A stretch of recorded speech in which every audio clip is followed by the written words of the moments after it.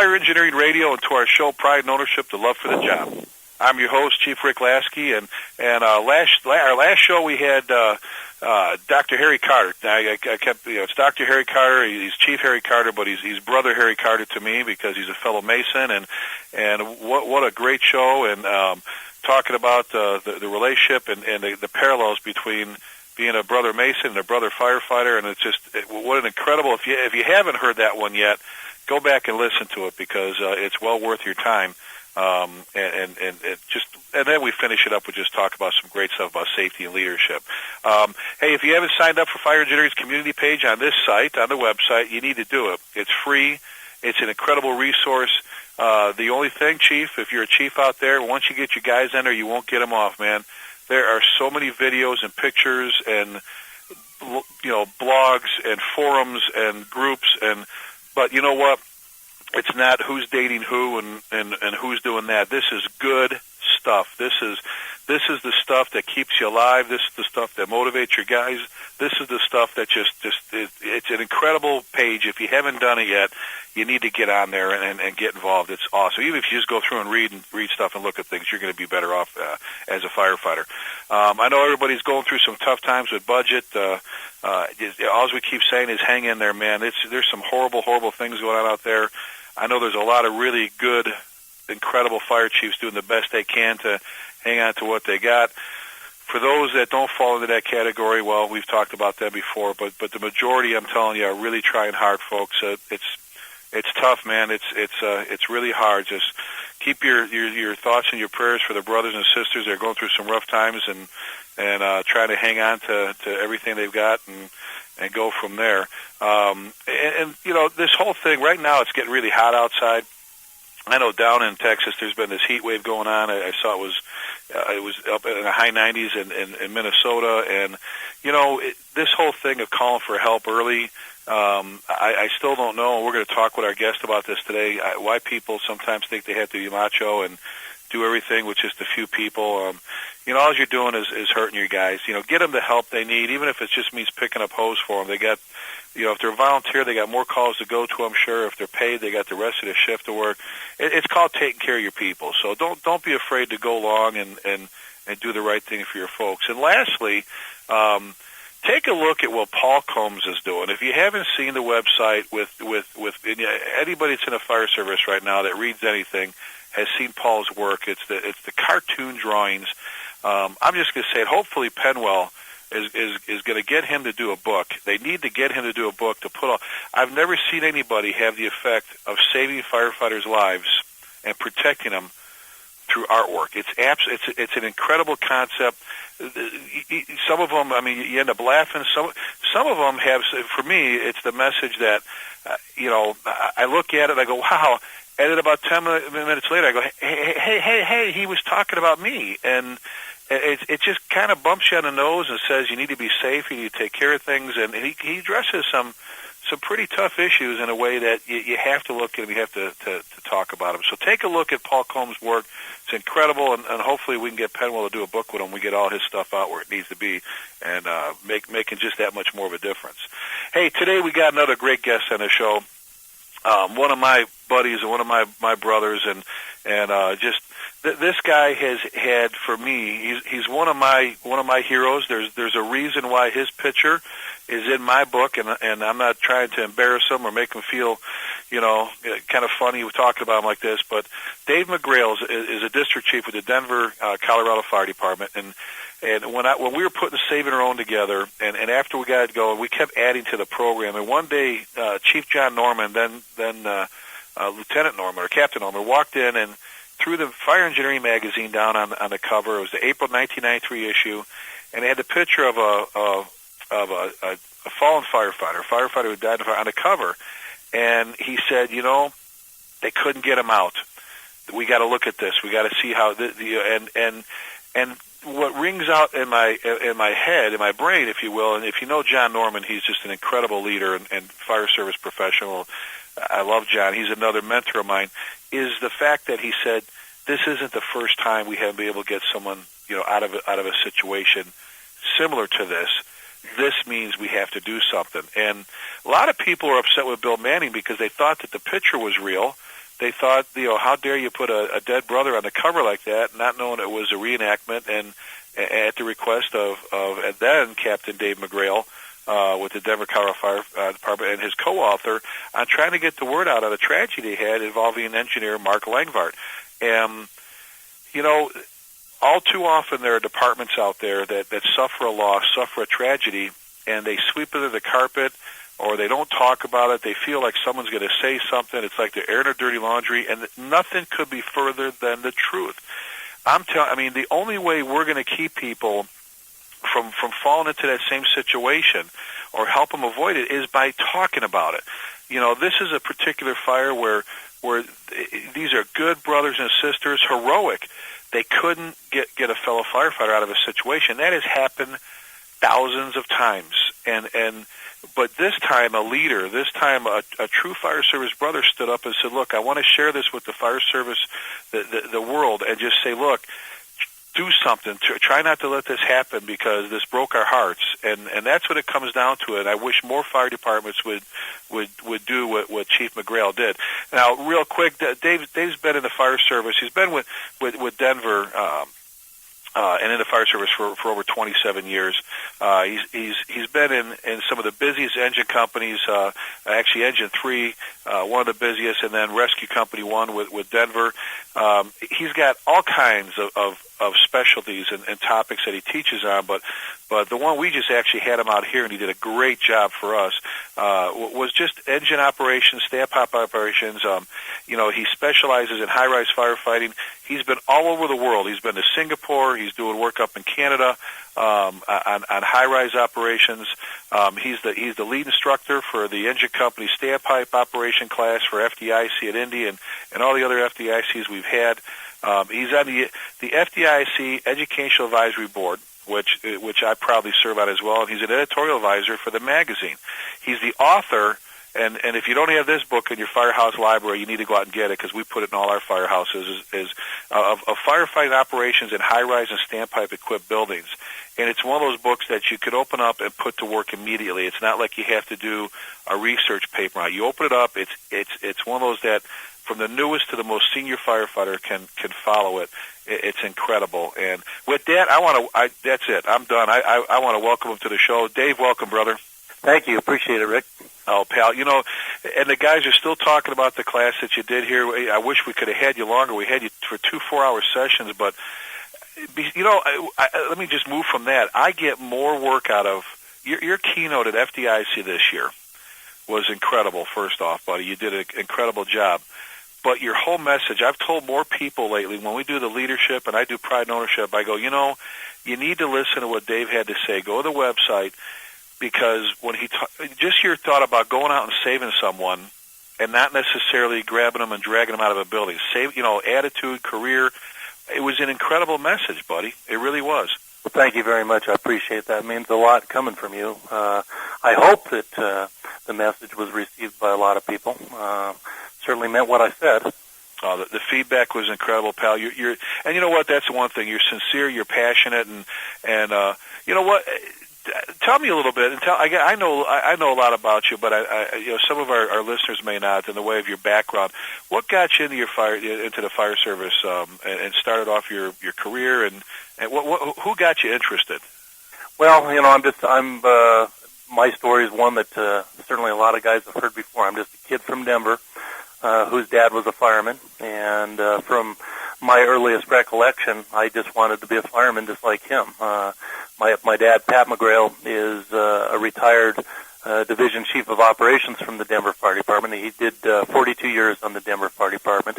Started in '55, worked till '97, and he was 8 years on the job when I was born. But once again, from my earliest recollection, I wanted to be a fireman on the Denver Fire Department, and I wanted to be just like that man, Pat McGrail. And I was fortunate, I guess, through maybe a little bit of hard work and a lot of divine intervention that I finally got hired on the Denver Fire Department, and I've been living my dream ever since. And it's just, it's, as you know, the greatest job in the world, and I'm on the fire department that I want to be on. And I'm basically literally getting to follow in my dad's footsteps, who he's the person that I think is the greatest firefighter I've ever known. And learned so much from him, and I still learn from him on a daily basis.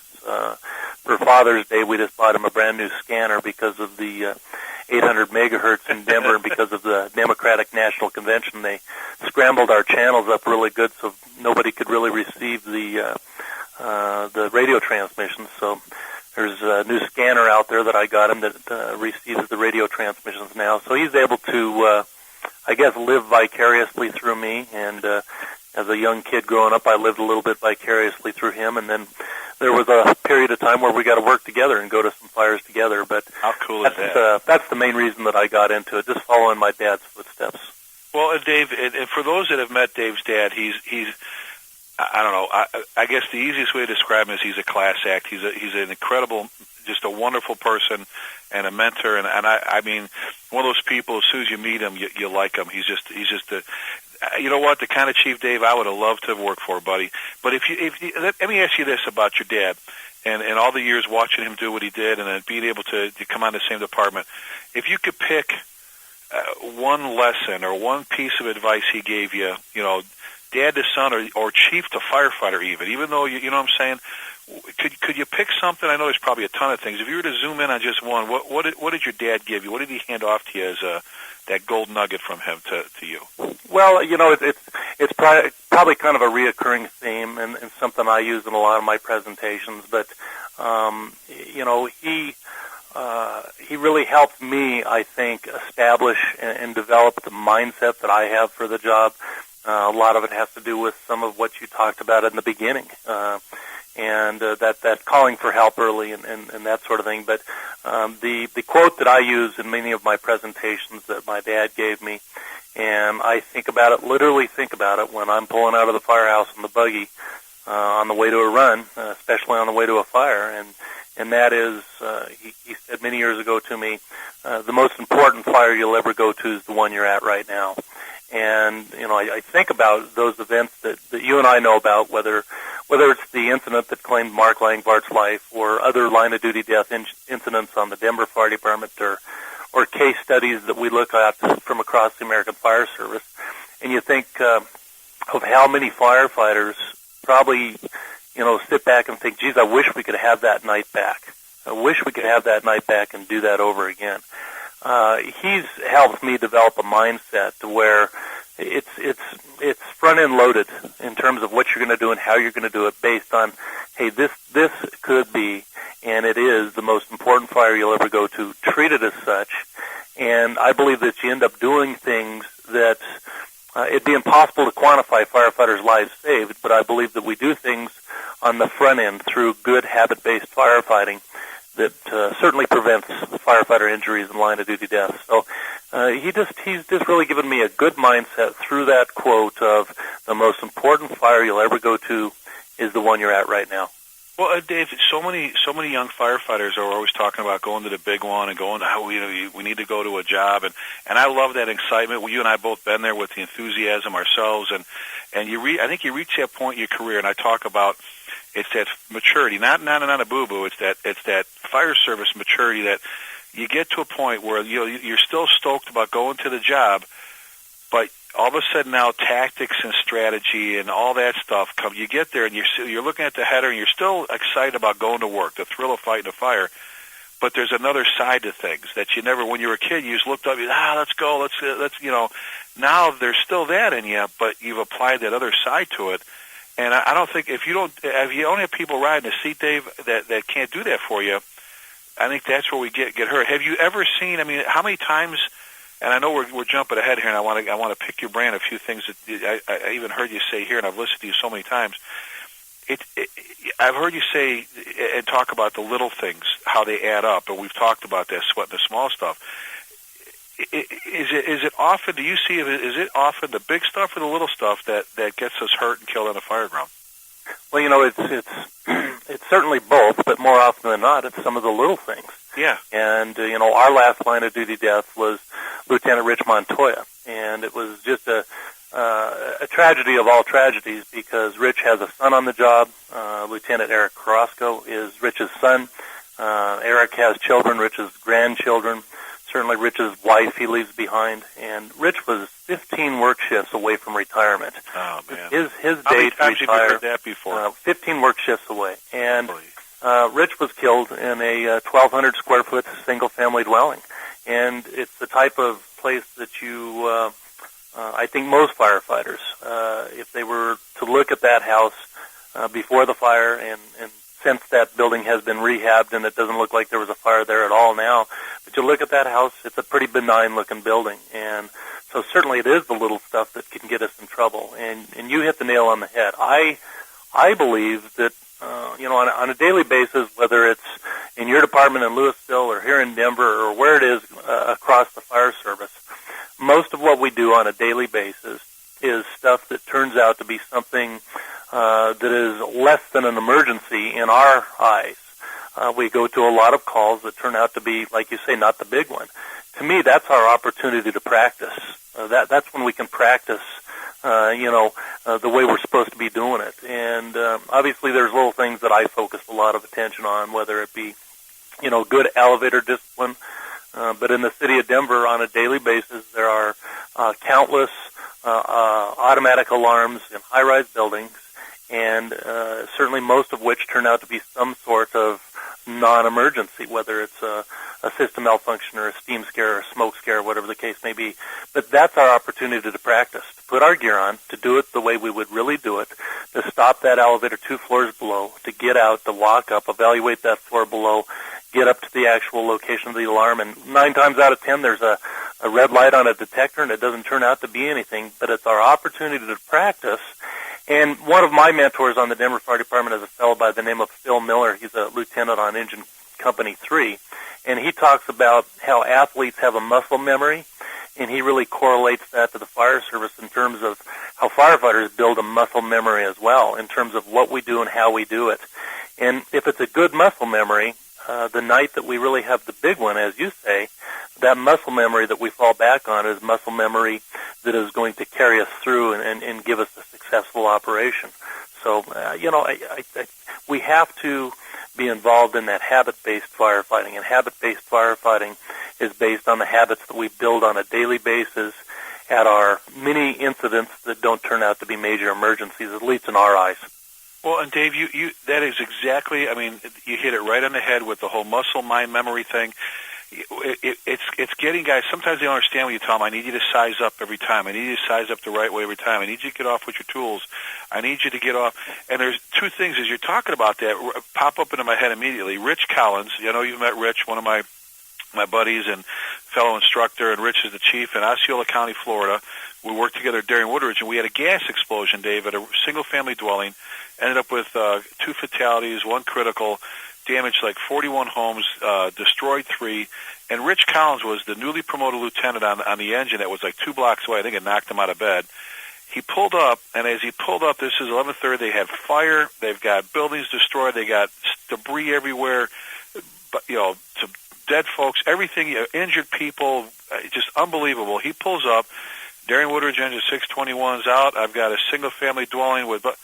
And he says, and he stops. He goes, it's gone. It's all gone. Go ahead and give me a box on this. It stage for the box is 63rd Pershing in the Target parking lot. We're going to work. And it was kind of funny because he doesn't remember saying that, Dave. It just all clicked. He did that, called a box, went to the next level without even knowing it, because that's what we practice. And that's the first one. The other one is Jay Jonas's story. Now Deputy Chief Jonas from FDNY, about the World Trade Center, Dave, with the miracle of 6 truck. When, the guys were like, well, we need to get rid of our tools, and he's like, no, we need to hang on to them, and, we never know we're going to need them, and lo and behold, there they are, needing them later. It's those little things you're talking about that make all the difference in the world. Absolutely, and I'd never heard it put in an opposite fashion until I heard you use that phrase. Yes, sweat the small stuff, because so often you hear people in different fire service organizations, geez, I really like working for that guy. He's laid back. He doesn't sweat the small stuff. And anytime I hear a statement like that made about an officer, that's a guy that I'm going to be a little bit skeptical of, especially when they say, I like working for him, he's laid back. And to me, what that usually means is it's probably somebody that isn't doing their job. And certainly doesn't mean that you have to be a tyrant or an ogre, but yeah, we do have to sweat the small stuff. And one of the things that I've probably gained a reputation for on the Denver Fire Department as a district chief is if I see firefighters coming up to an incident and they don't have their waist belt on their SCBA buckled, it really irritates me. And I'll bring that officer over to the command post and say, I want to put your company to work at this fire, but I'm not going to if your guys are dressed like that. And I try to, when I have the opportunity after the incident's over or whatever, let them know, listen, if you're engaged in the fire service, you'll know that there are case studies out there where firefighters become entrapped inside of a fire building based on their own stuff, a dangling waist belt, whatever the case may be. There's a method to the madness, and there's a reason why I want guys to show up dressed properly, ready to go to work, and not become part of the problem, be part of the solution. So it's important for us to sweat the small stuff, absolutely. Well, and it's just simple things. I'm the same way about the waist belt. It's that tongue gets hung up under door thresholds. We get tangled up on box springs. There's all kinds of things. It's like, you know what? It's like bringing a flashlight. When we talk about sweating the small stuff, Dave, and you and I do it all the time, there was a book written years ago, not to knock the book. It's a good book for the business community, for the private sector. Said, don't sweat the small stuff because it's all small stuff. Well, with us, it's often the small stuff, and I know you're going to hit on some of this stuff later. I want to steal your thunder with the engine company operations. But it's the small stuff that got us in trouble in the first place, or certainly 3 or 4 different little things. And Dave, the people you talked about, and I know exactly what you're talking about, the guys that get off the rig without their stuff or half-dressed or take it like this is nothing are the ones you always see running out of the building, going back to get their stuff, or not. All of a sudden, it's the real deal. And we've had too many, all of a sudden, it's the real deal line-of-duty deaths. We've been caught short. And all I expect from my guys, Dave, and I've told them, you were here, you saw, they could be playing ping pong right now, sitting in the chairs. I don't care. My guys work their asses off for me. When the bell rings, I want their game face on. I don't care if it's the same BS false alarm 3 times in a row. Every time you go out the door, you go into a fire. When you get there, there's no fire unless we say there's no fire. There's nobody in the building unless we say there's no one in the building. It's not unless we say so. End of story. Other than that, we're good. But Dave, your dad, and here's something that I never thought about, buddy, before when I talk about the passion of the job. Your dad had to go through this when you got on the job, buddy, because when you sit there and you ask guys how many firefighters, how many have a son or daughter they're on the job, they're so proud, they're so excited, and then all of a sudden that shiver runs up their spine when they sit there and think, who's my son Dave working with tonight? If he gets turned around in that single-family dwelling at 2 in the morning, is his officer going to be able to get him out? Or is he one of those laid-back guys that just signs the drill book, doesn't make them carry their tools? Do you agree with me? I mean, is that kind of scary? Absolutely. My children are young, and so I don't know whether I'll ever experience that same thing that my dad has experienced and other firefighters who have kids that come on the job. But absolutely, it's. I thought about that, I guess, in a sense from just an empathetic sense of, geez, if I had a kid on the job, here's who I want him to be working with. And I'll tell you what, if he happened to be working for this guy, that's going to make me a little bit nervous. Oh, it's scary. I hope they end up with the right people, that's for sure. Oh, just the thought of who my son or daughter is going to be crawling into that burning building with when things go wrong, because it doesn't happen slowly. It happens really fast and quick when shit happens. It just, it happens, and it's hard to fix it, and you've got to be able to react, and you need good leaders in there with you that take the job seriously. I mean, Dave, I mentioned before, and again, I don't ever mean to raise you up any higher than you already are in my life to embarrass you, but what you've done for the fire service, and we've talked about this before, where we wish more people would share an experience, even though it may have been a tragic one, to try and help other people. The military does it. A lot of other folks do it. We need to get better at it. But what you did with and who was your co-author on the article again for Mark Langvart? It was Captain Jack Rogers from the Fire Department. Dave, Dave, and I've said it everywhere I go, and every class I teach, whenever it comes up, because it does. Every single pride and ownership class I teach, I get to a point where I talk about you, and I put the magazine cover up there, and I can say it with confidence, not with a guess. And I'm being modest with this number. There are literally hundreds of firefighters that are alive today because of what you two captains wrote about. Not saying these are brave people. Denver, Colorado's got an incredible reputation of fire service for everything, not just firefighting, for specialized rescue. You'd be hard pressed to talk to anybody and find anything negative. In fact, I've never have about Denver. You hear good stuff. They're good folks. They fight fire. They take care of their people. But your willingness to share that story, I know personally. In fact, I have a statue I'm looking at right now, Dave, on my desk, of a firefighter holding another firefighter. His arms was down. That was given to three of us that taught Saving Our Own class that used the technique that we came up with what you shared with us. I'm looking at it right now. That is a result, and that firefighter was alive because they said what they learned in the class that we were able to put together with John Norman because of what you shared is alive today. And it's not airing dirty laundry. It's oh my God. And I'll say it just like this because I can't. It's my show. The Denver, Colorado Fire Department and Dave McGrail are making a difference in the lives of firefighters because they were willing to share. Do you when you travel, do people come up and talk to you about the impact or just, of that whole incident? Yeah, every now and then you do get some stuff on it, and it's interesting. And at the time, I was actually a lieutenant at the time, and Jack Rogers was a captain in our safety and training division, and I go way back with Jack as well. I mean, for all practical purposes, he's kind of like an uncle to me because he was one of the firefighters that worked for my dad on Rescue 1, in the Warriors, so to speak, when they were going on a lot of runs into a lot of fires. So I go way back with Jack, and as it turns out, Jack was actually one of my lieutenants as a training lieutenant when I started on the fire department in the academy. But for me, the Langbart thing was, it was absolutely new experience to me and really a new experience to an entire generation of firefighters because our department had gone, a long period of time, 17 years without a line of duty death.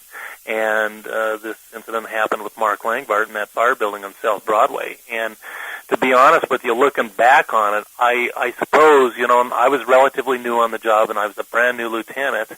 I was probably more naive than anything else because it just seemed like common sense to me that, we should take a real close look at this. We should thoroughly and comprehensively investigate it, and most importantly, we should share this information with the fire service because the information that gets out there could potentially save a firefighter's life somewhere down the line. And that, being a little bit naive about that, I didn't realize. And I certainly realize that now, many years later, but I didn't realize at the time that, there's going to be a lot of people, including some people within my own organization, that are going to resent this, and they're going to resent it forever. And you don't always get that to your face, and you don't always know what it is, but I've certainly learned over the years that some people have certainly tried to pay back, so to speak, for what they thought was maybe an inappropriate thing to do, and that was, in their mind's eyes, airing our dirty laundry. I certainly wouldn't do anything differently, but I know now I'm certainly not naive in terms of when you do talk about something. And one of the more contemporary issues is the fire that claimed the life of Lieutenant Rich Montoya. And once again, it's something that happened in my organization. This is something we should look at comprehensively, thoroughly investigate. What happened? What could we do differently? A lot of people don't want to hear that.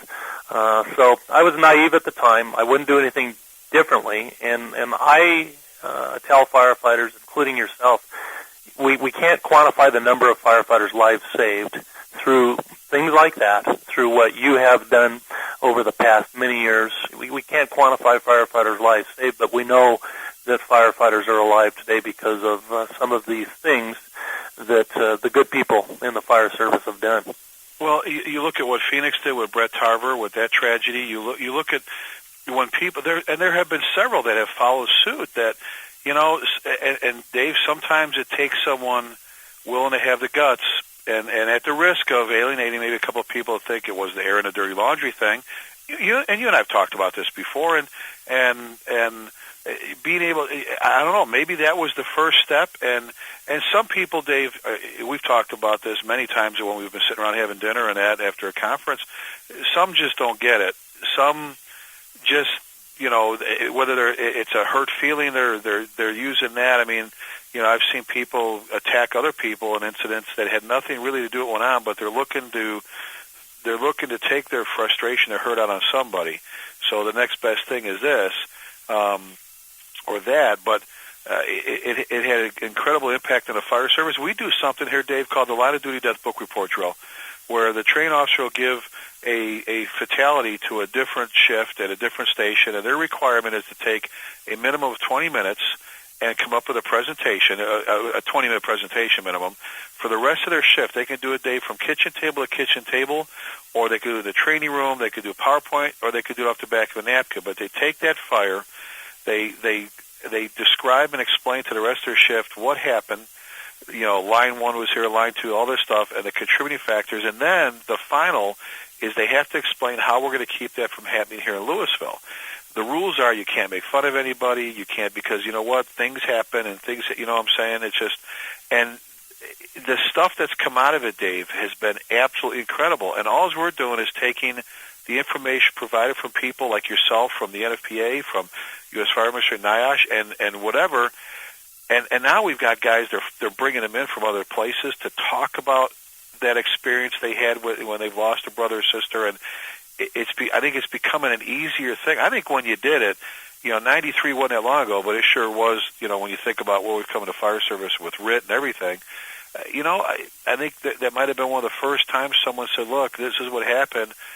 Don't let it happen to you. Not that anybody did anything wrong. It's, golly, look, we had a struggle.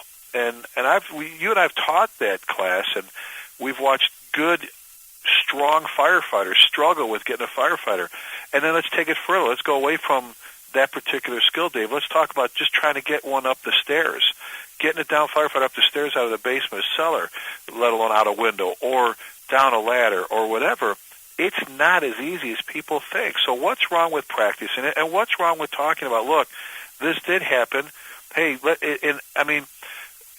we put plaques up on walls, Dave, everywhere we go with guys' names on them. And I think that's a shame. That's all we do. We give a flower out every year. We should be taking what happened and not allowing those people to have lost their lives or given up their lives in vain, and take from there what we can to keep other people alive and go, you know what, even though he or she's gone, other people are staying alive because we were able to share what happened and keep other people from walking into that room, falling through that floor, having that wall, whatever the story is. I mean, someone's got to do it, Dave. Absolutely. And like I said, I certainly wouldn't change a thing about what I did or how I did it. Certainly had an excellent partner with a great deal more experience than I at the time, and that was Captain Jack Rogers, that was able to be my co-author in this whole thing. I certainly wouldn't have been able to do it alone.